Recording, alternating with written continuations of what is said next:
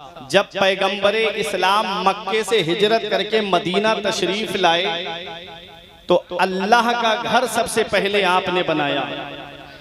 मस्जिदे कुबा बनाई मदीने वाले मुस्तफ़ा ने। सबसे पहली मस्जिद जो है मस्जिदे कुबा। मस्जिदे कुबा के बाद में जो दूसरा घर बनाया था वो मदरसा है। असहाबे सुफ़ा का जो चबूतरा है जहां 70 सहाबाए किराम पैगंबरे इस्लाम से इल्म हासिल किया करते थे, उसी में मौला अली शेर खुदा हैं, उसी में हजरत अबू हुरैरा हैं, उसी में हजरत उमर फारूक आजम हैं, उसी में हजरत अबू बकर सिद्दीक हैं। तो खानाए खुदा के बाद में, मस्जिद के बाद में दूसरा जो घर बना था वो मदरसा है। आज आप अल्लाह के रसूल के घर में बैठे हुए हो, आज आप मदरसे में बैठे हुए हो। ये मदरसे तुम्हारी जरूरतों का नाम है, ये मदरसे तुम्हारी उमंगों का नाम है। अपने जहन को करीब करिएगा। अल्लाह तबारक व तआला ने सबसे पहली वही अपने महबूब पर नाजिल फरमाई तो क्या सबसे पहले नमाज का हुक्म दिया? क्या सबसे पहले रोजे का हुक्म दिया? क्या सबसे पहले ज़कात का हुक्म दिया? क्या सबसे पहले हज का हुक्म आया? क्या सबसे पहले सदका व खैरात का हुक्म आया? होना तो ये चाहिए था कि अल्लाह तबारक व तआला की इबादत में सबसे अहम इबादत जो है वो नमाज है। होना तो ये चाहिए था कि सबसे पहली वही नाजिल होती तो नमाज का हुक्म दिया जाता, अकीमुस सलात, नमाज कायम रखो। होना तो ये चाहिए था कि नमाज के बाद रोजे का हुक्म आता है। होना तो ये चाहिए था कि आयत नाजिल होती, या अय्युहल्लज़ीना आमनू कुतिबा अलैकुमुस सियाम कमा कुतिबा अलल लज़ीना मिन क़ब्लिकुम लअल्लकुम तत्तक़ून। रोजे का हुक्म भी नहीं आया। होना तो ये चाहिए था कि हज का हुक्म आ जाता, वलिल्लाहि अलन्नास हिज्जुल बैति मन इस्तताअ इलैहि सबीला। हज का भी हुक्म नहीं आया। वातुज़ ज़कात, ज़कात का भी हुक्म नहीं आया। सबसे पहला जो हुक्म आया है, सबसे पहली वही जो पैगंबर पर नाजिल हुई है। अल्लाह फरमाता है इक़रा पढ़िए, इक़रा पढ़िए। तालीम कितनी जरूरी है, एजुकेशन कितना जरूरी है, शिक्षा कितनी जरूरी है। आज हम तालीम से दूर होते जा रहे हैं, आज हम शिक्षा से दूर होते जा रहे हैं, आज हम एजुकेशन से दूर होते जा रहे हैं। सेक्टर ब्यूरो की रिपोर्ट के मुताबिक आज तकरीबन 85% मुसलमान तालीम याफ्ता नहीं है। फिर रोना रोया जा रहा है कि मुसलमानों को सताया बहुत जा रहा है। न बैंक में कोई मुसलमानों से बात करने के लिए तैयार है, न किसी और महकमे में कोई मुसलमानों से बात करने के लिए तैयार है। ऐ लोगों, मैं आपको बताना चाहता हूँ, वो कौम जिसके पैगंबर पे सबसे पहली वही नाजिल हुई तो पढ़ने के ताल्लुक से कि पढ़िए पढ़िए पढ़िए, तालीम कितनी जरूरी है। अब आओ हजरत अब्दुल्ला इब्ने अब्बास की एक रिवायत सुनो कि मेरे आका ने इरशाद फरमाया, मन अरादल इल्म फअलैहि बिल कुरान। जो इल्म हासिल करने का इरादा करे उसको चाहिए कि वो सबसे पहले कुरान की तालीम हासिल करे, सबसे पहले कुरान पढ़े, सबसे पहले वो कुरान की तालीम हासिल करे। आज हम अपने बच्चों को मदरसा नहीं भेजते, आज हम अपने बच्चों को दीनी दरसगाह में नहीं भेजते। आज हम सोचते हैं कि बच्चा कॉलेज जाएगा, डॉक्टर बनेगा, पैसा कमाएगा, इंजीनियर बनेगा, पैसा कमाएगा, प्रोफेसर बनेगा, पैसा कमाएगा। हाँ हाँ, मैं मानता हूँ भरगैन वालों, अगर बच्चा डॉक्टर बन गया तो पैसे कमाएगा, बच्चा इंजीनियर बन गया तो पैसे कमाएगा, बच्चा प्रोफेसर बन गया तो पैसे कमाएगा, लेकिन वो ताज तुम्हें नहीं दिला सकता जो ताज एक हाफिज़े कुरान के माँ बाप को अल्लाह क़यामत में अता फरमाएगा, जो एक आलिम दीन के माँ बाप को अल्लाह क़यामत में अता फरमाएगा। मन क़रअल कुरान व अमिला बिमा फ़ीह यल्बिसु वालिदाहु ताजन यौमल क़ियामती दौउहु अहसनु का दौउ शम्स। जो कुरान पढ़े और उस पर अमल करे, अल्लाह उसके माँ बाप को ऐसा ताज अता फरमाएगा जिसकी रोशनी आसमान के चांदों सूरज से भी ज्यादा होगी। तो कुरान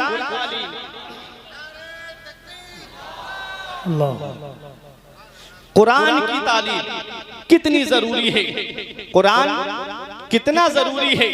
कुरान, आज हम अपने बच्चों को कुरान पढ़ने के लिए मदरसा नहीं भेजते। आओ अपने जहन को करीब करो, कुरान है क्या? कुरान को क़रा यक़रा क़रअन व क़िराअतन से मुश्तक़ माने तो इसके माना आते हैं ऐसी किताब जिसकी बार बार तिलावत की जाए, जिसकी तिलावत कभी खत्म ना हो, जिसकी तिलावत कभी बंद ना हो। और जितना कुरान पढ़ा जाता है इतनी दुनिया में कोई किताब नहीं पढ़ी जाती है। जितना कुरान को पढ़ा जाता है इतनी दुनिया में कोई और किताब नहीं पढ़ी जाती है। आओ अपने जहन को करीब करो, अगर कुरान को क़रा यक़रा क़रअन से मुश्तक़ माने तो इसके माना आते हैं मिलाने वाली। तो कुरान का माना होगा कि कुरान वो अल्लाह की किताब है।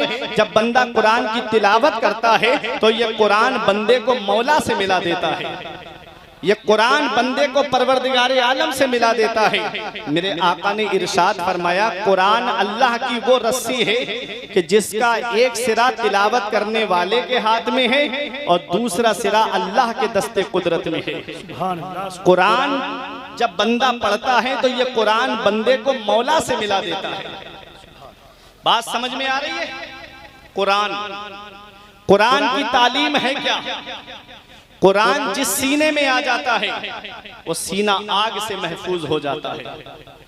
कुरान जिस सीने में आ जाए वो सीना आग से महफूज हो जाता है। आओ अपने जहन को करीब करो, मैं कुरान की अजमत बताता हुआ चल रहा हूँ। आप मदरसे में बैठे हुए हो, यहाँ से 14 बच्चों ने कुरान पाक को हिफ्ज किया है। कुरान जिस सीने में आ जाए वो सीना आग से महफूज हो जाता है। जब हाफिज कुरान का इंतकाल हो जाए और जब वो कब्र में जाता है, अल्लाह जमीन को हुक्म देता है, ला ताकुली लहमा, इसके जिस्म को मत खाना, इसके बदन को मत खाना। जमीन कहती है, ऐ मेरे परवरदिगार, मैं कैसे उसके जिस्म को खाऊंगी जिसके सीने में तेरा कलाम मौजूद है। पता चला हाफिजे कुरान का जिस्म जो है, बाअमल हाफिजे कुरान का जिस्म जो है वो कब्र में सलामत रहता है, उसे कब्र की मिट्टी नहीं खाती है। अब सोचो, कुरान जिस सीने में आ जाए वो सीना आग से महफूज हो जाता है, वो सीना आग से महफूज हो जाता है। तो हाफिज कुरान की शान का आलम क्या होगा? बख्शिश की राह मोमिनो आसान बना लो, अपने लिए निजात का सामान बना लो। दुनिया की किताबों पे नजर बाद में रखना, बच्चों को पहले हाफिज कुरान बना लो। कुरान है क्या? हर चीज का बयान कुरान के अंदर है, हर चीज का जिक्र कुरान के अंदर है।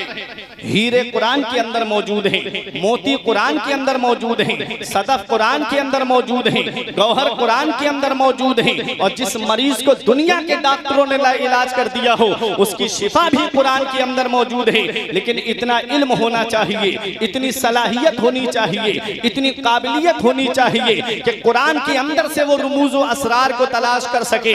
आओ मैं आपको बताऊं कुरान है क्या। हर चीज का बयान कुरान के अंदर मौजूद है, हर चीज का जिक्र कुरान के अंदर मौजूद है। पर इमाम गजाली के पास में एक गैर मुस्लिम आता है, मुसलमान नहीं, उलमा की तवज्जो, गैर मुस्लिम आता है और आकर के इमाम गजाली से कहता है, ए इमाम गजाली, तुम्हारे कुरान में एक दावा किया गया है। फरमाया कौन सा दावा? कहा वला रत्बिन वला याबिसिन इल्ला फी किताबिन मुबीन, कि कोई खुश्क-ओ-तर चीज ऐसी नहीं जिसका जिक्र कुरान के अंदर मौजूद ना हो।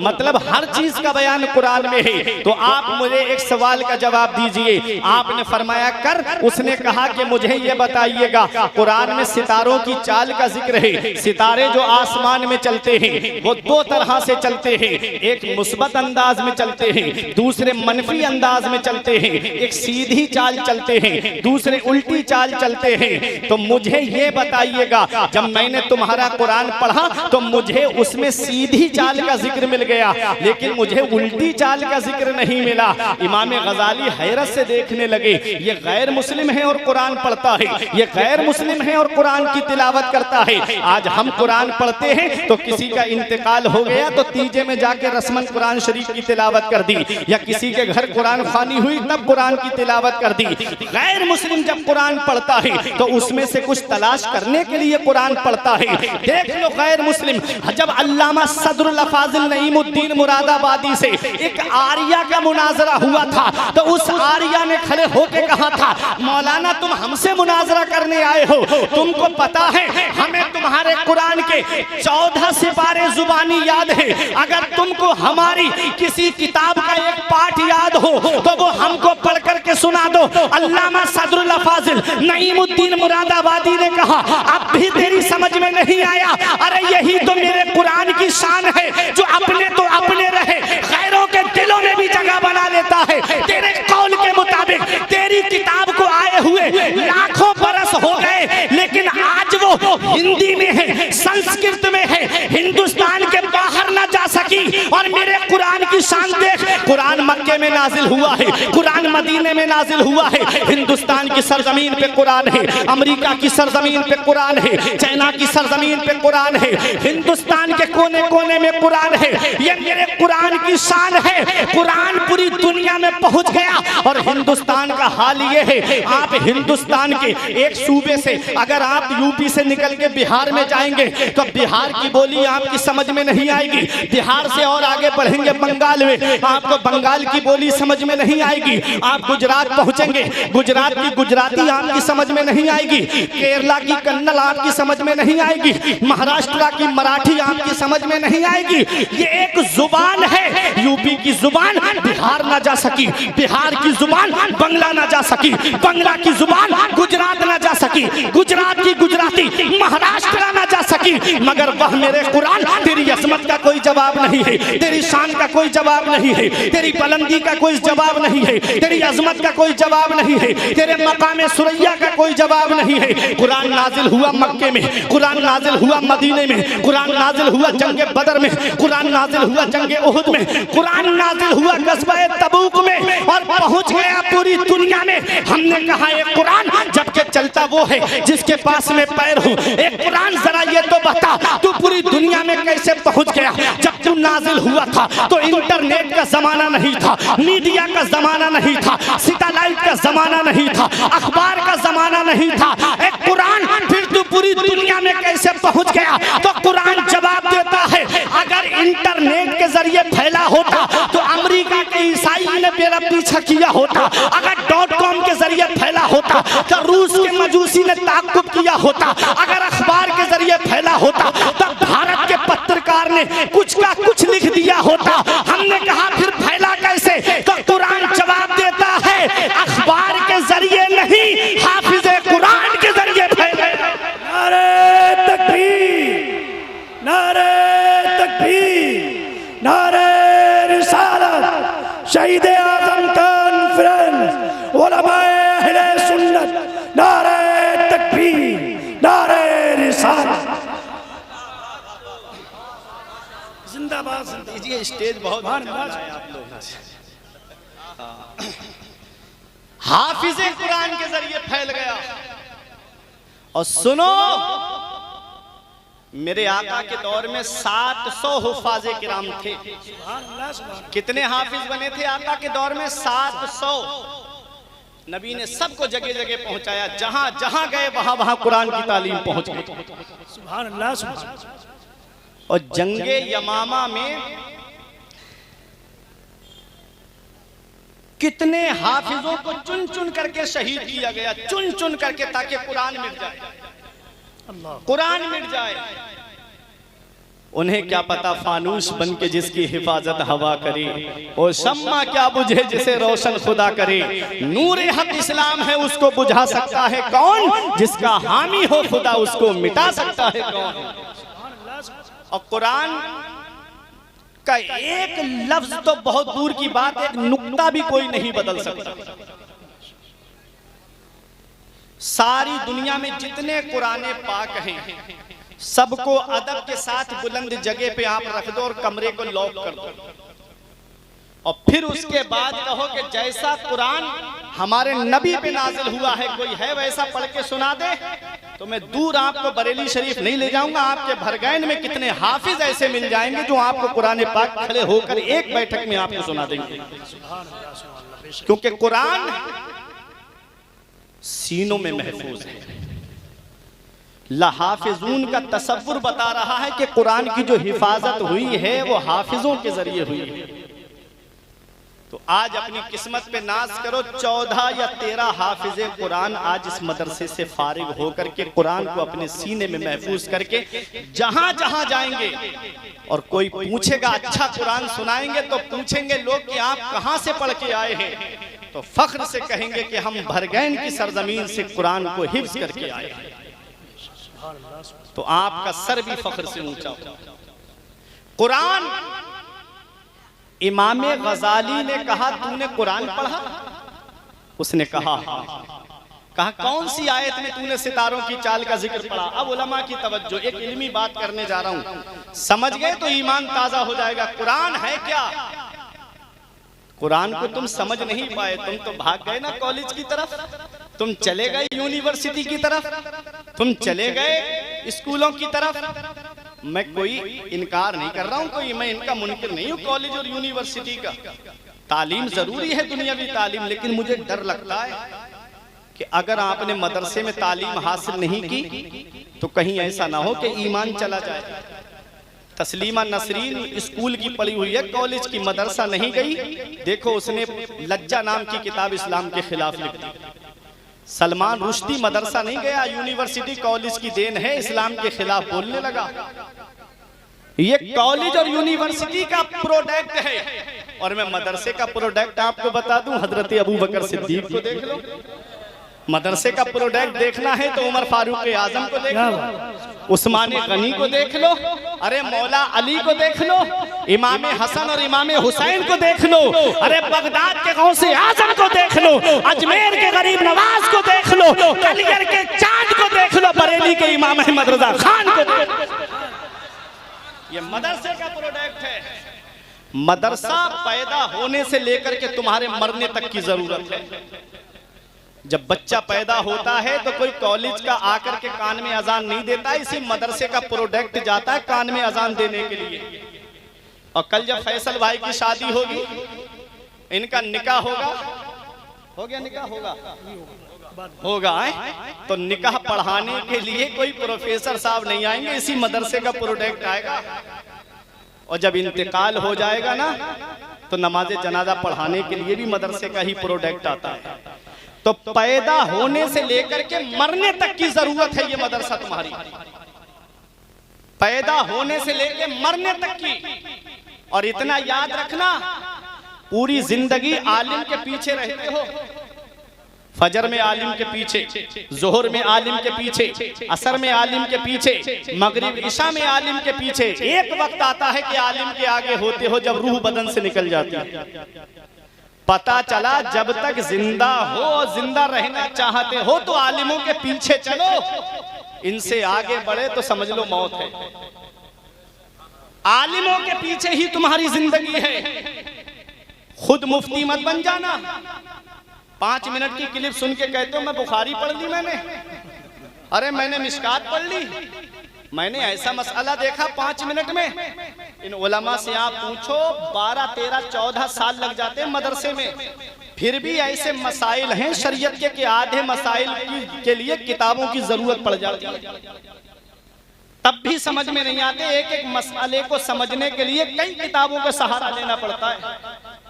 अब है क्या हाल? पहले मुर्गा जो होता था वो 6 महीने में तैयार होता था, है ना, 6 महीने में तैयार होता था, तब किसी मेहमान के आगे रखा जाता था। अब 40 दिन में तैयार होके आ जा रहा है।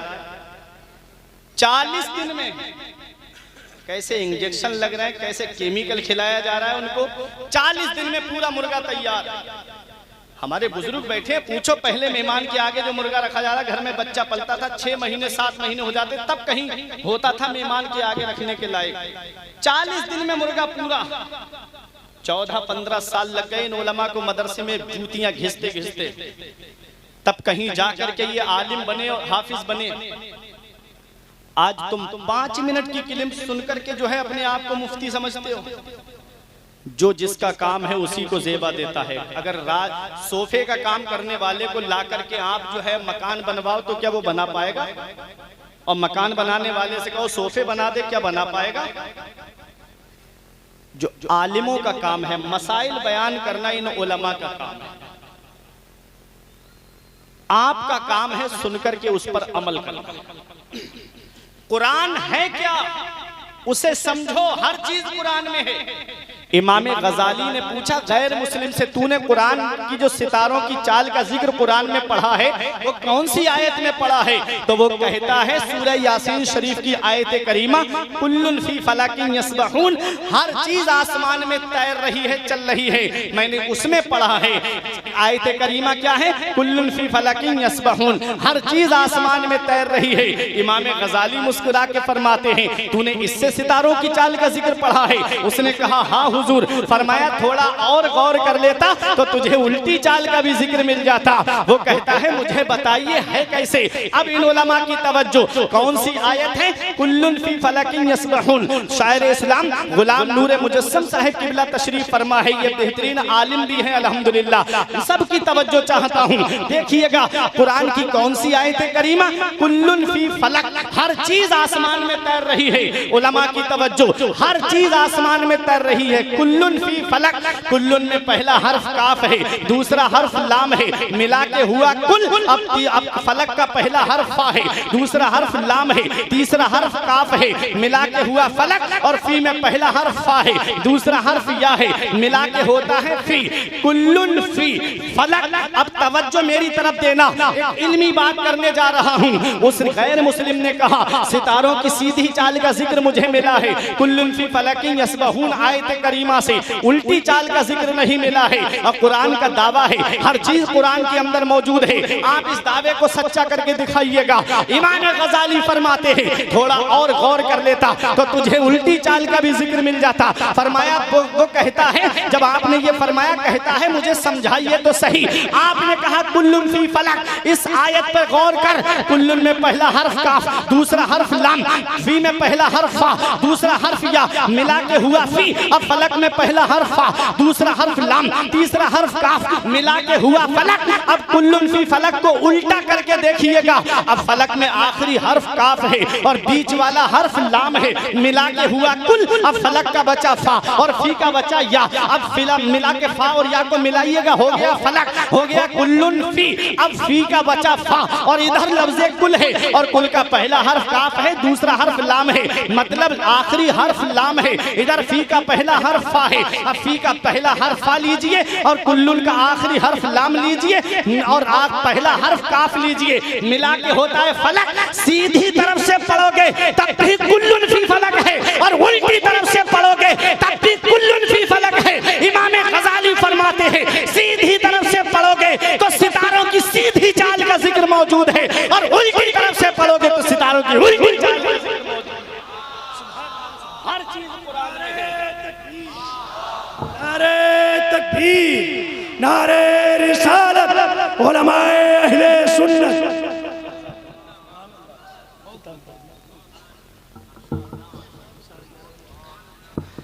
हर चीज कुरान में है, हर चीज कुरान में है, हर चीज का बयान कुरान में है। क्या आज हम अपनी जिंदगी कुरान के मुताबिक गुजार रहे हैं? क्या आज हमारी जिंदगी कुरान के मुताबिक चल रही है? सुने, मैं अब तकरीर सिग्नल हो गया मुझे, वरना मैं कुरान पे बताता कि कुरान है क्या। लेकिन सुनिएगा, एक बात बता दूं, कुरान, हर चीज कुरान में है। सबसे पहला हवाई जहाज जिसने बनाया था वो भी एक कलमा पढ़ने वाला, कुरान पढ़ने वाला ही था। 1969 के अंदर 3 लोग चांद पर गए थे, Neil Armstrong, Edwin Aldrin, Colin Bush. Japan ने कहा मेरी तहकीक है, अमेरिका बोला मेरी तहकीक है। हमने कहा ये तो तुम अब दावा कर रहे हो, हमारे कुरान ने 1450 साल पहले बता दिया था कि 3 लोग चांद पर जाएंगे। कुरान ने ये भी बता दिया था कि वो किसी चीज पे सवार होकर जाएंगे। कुरान ने ये भी बता दिया था कि मुसलमान नहीं बल्कि गैर मुस्लिम जाएंगे। ये हमारा कुरान है। कुरान की आयत वल कमर इज़्ज़त तसक लतरकबुन्ना तबकन अन तबक फमा लहुम ला युमिनून। माहे कामिल की कसम, चांद की कसम, तुम जरूर जरूर सवार होकर जाओगे। तबकन अन तबक, स्टेप बाई स्टेप, जीना ब जीना, फमा लहुम ला युमिनून, तुमको क्या हो गया कि तुम ईमान नहीं लाते। देखो कुरान ने क्या बताया, क्या बताया। मैं वाकया सुना के भी आपको उछाल सकता हूं, लेकिन कुरान जिसकी तालीम से आज हम दूर हो गए वो है क्या, सुनिएगा। कुरान ने कहा माहे कामिल की कसम, सूरह रहमान में अल्लाह ने फरमाया या माशरल जिन्न वल इंस इन इस्ततातुम मिन अक़तारिस समावाति वल अर्द फनफुजू ला तनफुजूना इल्ला बिसुल्तान फबिअय्यि आलाई रब्बिकुमा तुकज़्ज़िबान। ऐ जिन्न और इंसान के गिरोह, अगर तुम आसमान के किनारों से गुजरना चाहो तो गुजर जाओ, जहां जाना चाहते हो वहां चले जाओ, जहां जाओगे वहां अल्लाह की बादशाहत पाओगे। तो पता चला इंसान चांद पे जाएगा और 3 लोग गए। हमारे कुरान ने बता दिया लतरकबुन्ना, जरूर जरूर तुम सवार होकर जाओगे। किस पर सवार होकर गए? मिशन अपोलो 11 पे सवार होकर के गए। ये सबसे पहला हवाई जहाज किसने बनाया? सबसे पहला हवाई जहाज हजरत अब्बास बिन फरनास ने मस्जिद कुर्तुबा के अंदर कुरान पढ़ करके परिंदे का तसव्वुर लेकर के सबसे पहला हवाई जहाज हजरत अब्बास बिन फरनास ने बनाया है। सबसे पहली घड़ी किसने बनाई है? सबसे पहली घड़ी हजरत यूसुफ बिन अम्र ने बनाई है, जिसे मस्जिद कुर्तुबा में नहीं लगाया गया बल्कि दमिश्क की जामा मस्जिद में लगाया गया। सबसे पहला कागज किसने बनाया है? सबसे पहला कागज हजरत अब्बास बिन फरनास ने बनाया है। पहले कागज रुई से बनता था, आज कागज दरख्त से बनता है। अब पेड़ काट के मशीन में डाला जाता है, उसे बारीक पीस दिया जाता है, उस पे केमिकल लगा करके कागज तैयार होता है। जब कागज तैयार हो जाता है तो कोई ABCD उस पे लिखता है, कोई छोटा आ बड़ा आ लिखता है। अब बच्चा पढ़ने के बाद में आला डिग्री हासिल कर लेता है। वक्त कम है मेरे पास, मुख्तसर बता रहा हूँ। जब बच्चा पढ़ने के बाद में कोई डॉक्टर बनता है, कोई इंजीनियर बनता है, कोई प्रोफेसर बनता है। अब बनने वाला तो AC रूम में बैठा है, बनाने वाला कमरे में बैठा है और बैठ करके वहां पर आईफोन चला रहा है, फॉर्च्यूनर कार से घूम रहा है, और बनाने वाला नालियों में पड़ा हुआ है, घर में रखा हुआ है। वो कागज जिसने डॉक्टर बनाया, उस कागज को क्या हुआ, बाप ने भंगार वाले के हाथ बेच दिया, भंगार वाले ने दुकानदार के हाथ बेच दिया, दुकानदार ने अपने साइज में काट करके, किसी ने जलेबी रखकर बेची, किसी ने समोसा रखकर बेचा, किसी ने ब्रेड पकोड़ा रख करके बेचा। अब वो कागज नाली में पड़ा है, आदमी जेब में नहीं रखता है, खा करके जमीन पे कागज फेंक देता है। बनने वाला AC में बैठा है, बनाने वाला नाली में पड़ा हुआ है। ऐ भरगैन वालों, सेम मशीन है, सेम केमिकल है, सेम दरख्त है, लेकिन उस पर छोटा आ बड़ा आ लिखा हुआ नहीं है, बल्कि लिखा है बिस्मिल्लाहिर्रहमानिर्रहीम। कोई आलिम फतवा नहीं देगा, कोई मुफ्ती फतवा नहीं देगा। अल्लाह कुरान में फरमा रहा है ला यमस्सुहु इल्लल मुतहहरून, जब तक वुजू ना हो इस कागज को हाथ भी मत लगाना। ऐ भरगैन वालों, जब कागज पर कुरान लिख जाए तो कागज अजमत वाला हो जाए। तो जिन हाफिजों के सीने में कुरान के 30 पारे, उन हाफिजों की शान का आलम। तकबीर, नारे रिसालत, शहीद आजम कॉन्फ्रेंस, नारे तकबीर। कागज पे कुरान लिख जाए तो कागज अजमत वाला हो जाए। रब फरमाता है जब तक वुजू ना हो हाथ मत लगाना इसे। तो जब कागज पे कुरान आ जाए तो कागज अजमत वाला हो जाए। जिन हाफिजों के सीने में कुरान के 30 पारे, उन हाफिजों की शान का आलम क्या होगा। इसीलिए कहता हूं बख्शिश की राह मोमिनो आसान बना लो, अपने लिए निजात का सामान बना लो। दुनिया की किताबों पे नजर बाद में रखना, बच्चों को पहले हाफिजे कुरान, बच्चों को पहले हाफिजे कुरान बना लो। अब एक हदीस सुनो, तकरीर मेरी खत्म। पैगंबर इस्लाम इरशाद फरमाते हैं जो कुरान हासिल करे और हर मामले में कुरान को आगे रखे, मन जालहु अमामहु कादहु इलल जन्नह। नबी फरमाते हैं जो हर मामले में कुरान को आगे रखे, कुरान उसको जन्नत में ले जाएगा। और जिसने कुरान वमन जालहू खल्फा ज़हरिही, और जिसने कुरान को पीठ के पीछे रखा, साक़हू इलन नार, तो कुरान उसको जहन्नम में ले जाएगा। नबी ने फरमाया कुरान शफाअत भी करेगा। किसकी शफाअत करेगा? जो कुरान की तिलावत करते हैं, जो कुरान से मोहब्बत करते हैं, जो हाफिज़े कुरान से मोहब्बत करते हैं, जो उलमाए दीन से मोहब्बत करते हैं, कुरान शफाअत करेगा। तो कुरान को जो आगे रखेगा हर मामले में, हम खेती कर रहे हैं तो हम कुरान को आगे रखें कि हमको खेती किस तरीके से करनी है। किसी की मेड़े नहीं छांटना है,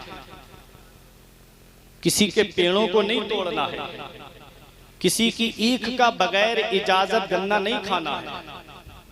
कुरान को आगे रखें हर मामले में। कुरान क्या पैगाम देता है, और जब शादी का मौका आए तब भी कुरान को आगे रखें। कुरान हमें क्या पैगाम देता है? कुरान पैगाम देता है व आशिरुहुन्ना बिल मारूफ, अपने घर वालों के साथ मोहब्बत से पेश आओ, अपनी बीवियों के साथ मोहब्बत से पेश आओ, अपने बच्चों के साथ मोहब्बत से पेश आओ, अपने माँ बाप के साथ मोहब्बत से पेश आओ। ये कुरान हमें पैगाम दे रहा है। आज जब हमारे घर में इंतकाल हो जाता है तब हम अपने आलिम के पास आके कहते हैं हजरत छुआरे लेकर आया हूँ 41, इस पर कौन सी सूरत पड़ी जाएगी आप पढ़ दो।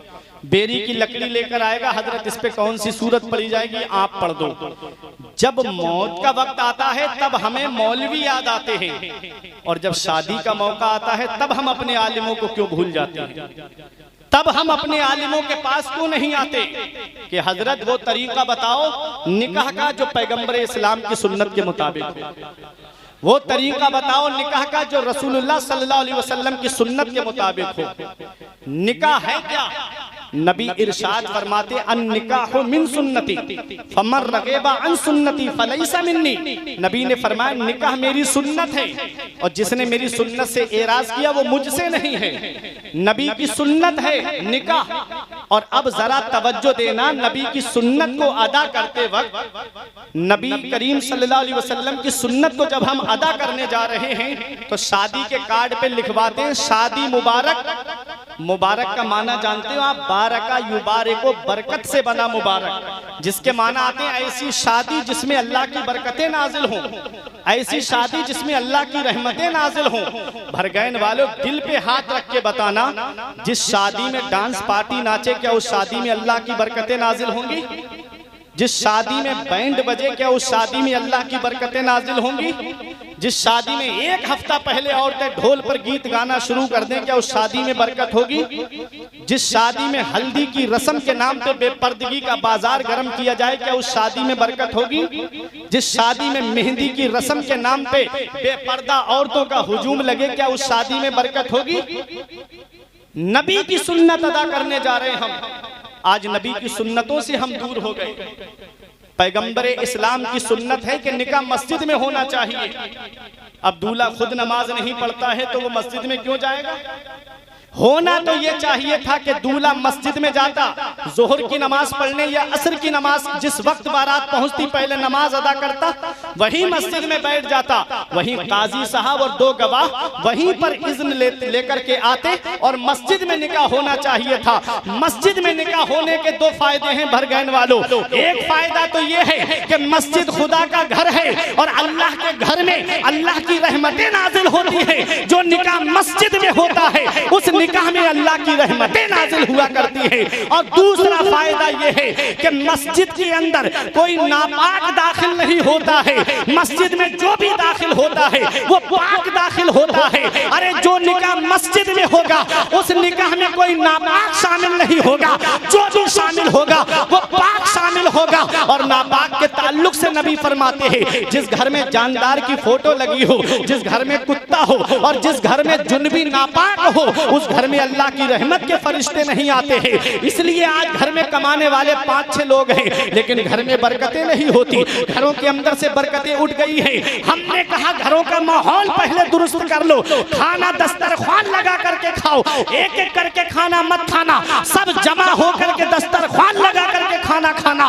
और दूसरी वजह यह है कि घरों के अंदर जुनबी यानी नापाक लोग रहते हैं, जिसकी वजह से अल्लाह ताला बरकतें उठा लेता है। अगर तुम चाहते हो कि तुम्हारे घरों का बरकतें तवाफ करें तो अपने घरों का माहौल दुरुस्त कर लो और नबी की शरीयत का माहौल घरों में कायम कर दो। जब शरीयत का माहौल कायम हो जाएगा तो तुम भी यही कहोगे कि तरीके मुस्तफा को छोड़ना है वजह बर्बादी। इसी से कौम दुनिया में हुई इक्तिदार अपनी हमें करनी है। शहंशाह बतहा की रजा जोई, वो अपने हो गए तो रहमते परवरदिगार। तो नबी की सुन्नत अदा कर रहे हैं हम। निकाह फैसल भाई की शादी है ना, सुन्नत अदा करने जा रहे हैं आप। अब देखिएगा नबी ने क्या इरशाद फरमाया, तुन कहल मरअतु ले अरबईन ले मालिहा वले हसबिहा वले जमालिहा वले दीनिहा।